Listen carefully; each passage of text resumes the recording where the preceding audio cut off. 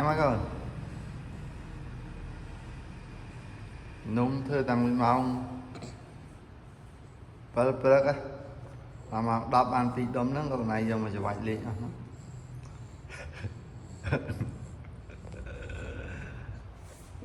nhắm mắt con ý nhắm chơi nhắm con này hả mẹ không thưa ơi hay con này bắt bằng nhầm cho mới sẽ vậy cái tịch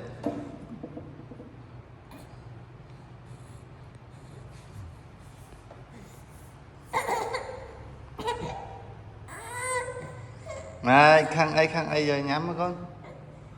nhắm ta mở mẹ thưa lòng mà prắc á nè ban nông pi nữa nghe thì con này ăn nhầm rồi